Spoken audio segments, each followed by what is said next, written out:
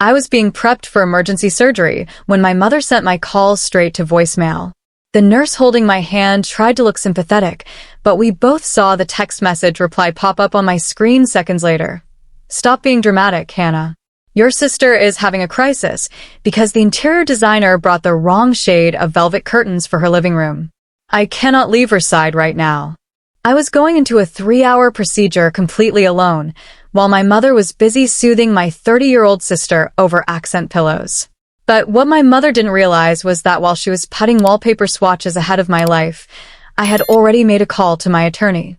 By the time she finally strolled into the recovery room, expecting an apology, she found out the real cost of ignoring me.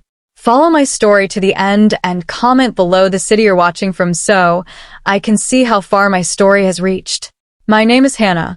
I'm 27 years old, and for as long as I can remember, I've been the invisible ghost in my own family. My older sister, Vanessa, was 30, but you would never guess it by the way our mother, Evelyn, treated her. To my mother, Vanessa was a fragile piece of fine porcelain that needed constant protection, while I was built out of brick, expected to stand tall, support everyone else, and never ask for a single thing in return. If Vanessa had a bad day at work, my mother would drop everything to bring her takeout and listen to her vent for hours. But when I graduated cum laude from college, my mother almost missed the ceremony because Vanessa was having an emotional breakdown over a bad haircut. That was just our life. I had learned to accept it, focus on my career, and build my own financial independence. So when a sudden, blinding pain in my lower right abdomen woke me up at 3 in the morning, I tried to handle it with my usual self-reliance. But by 6 a.m., I was doubled over on my apartment floor, barely able to breathe. The doctor at urgent care took one look at my scans and transferred me straight to the emergency room. My appendix was on the verge of rupturing, and I needed immediate surgery. I was terrified, cold, and desperately needed my family. I pulled out my phone, expecting that faced with a real medical emergency, my mother would finally show up for me. My hands were shaking so badly, I could barely type as I called my mother's cell phone. It rang 4 times before going straight to voicemail. I called again, and again. Nothing. Finally, the pre-op nurse walked over, checking my vitals with a look of deep sympathy. She asked if there was an emergency contact who could sign the consent forms and stay by my side. With tears blurring my vision, I sent my mother a desperate text. "Mom, please pick up. I'm at the hospital getting prepped for emergency surgery. My appendix is about to burst." Seconds later, my screen lit up. But it wasn't a call. It was a text reply that felt like a sharp slap across the face. "Stop being dramatic, Hannah. Your sister is having a crisis because the interior designer brought the wrong shade of velvet curtains for her living room. I cannot leave her side right now." I stared at the glowing screen, the words searing into my mind.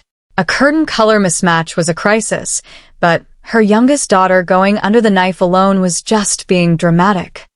Sitting on that cold hospital gurney, surrounded by the sterile hum of monitors, something inside me snapped. The deep, aching need for my mother's love and approval didn't just fade. It died right then and there. A sudden, ice-cold clarity washed over me. I wiped away my tears, looked the nurse in the eyes, and signed the consent forms myself. I wasn't going to spend another second playing the victim.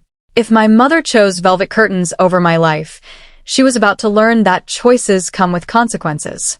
With 20 minutes left before they rolled me into the operating room, I made a call of my own. I didn't call family and I didn't call a friend. I dialed my estate attorney, Arthur. For the past 3 years, I had been the silent backbone of our family's finances. I had co-signed the mortgage on the building for my mother's struggling boutique, allowed her access to my secondary investment account for business emergency funds, and had even listed her as my primary beneficiary and healthcare proxy. As Arthur answered, my voice was completely steady. "Arthur," I said, "I need to make immediate changes to my legal proxy and asset authorizations.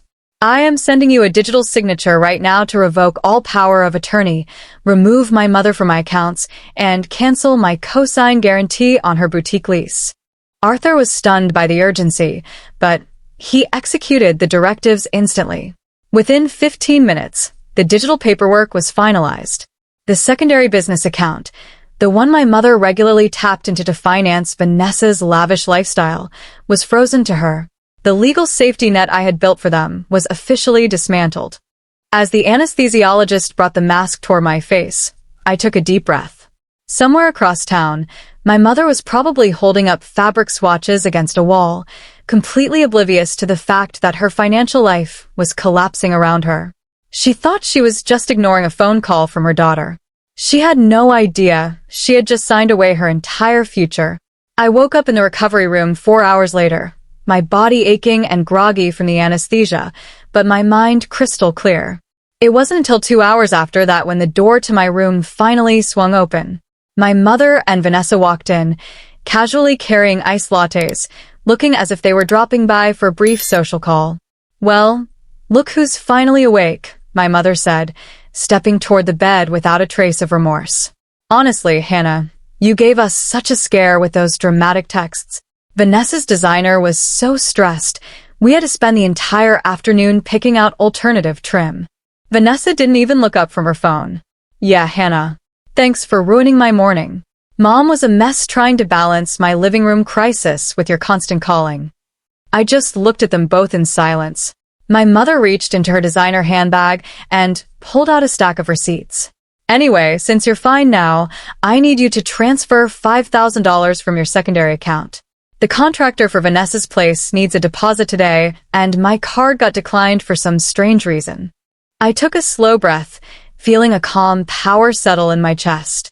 "Your card was declined because I froze that account 2 hours ago, Mom." My mother froze, her expression shifting from impatience to confusion. "What are you talking about?" "I revoked your access," I said, my voice quiet but firm. "I also removed you as my power of attorney, canceled my cosign on your boutique, and hired Arthur to strip your name off every single one of my assets." The silence in that hospital room was absolute. The color drained from my mother's face as the reality of my words sank in. "You can't do that," she gasped, her voice trembling with sudden panic.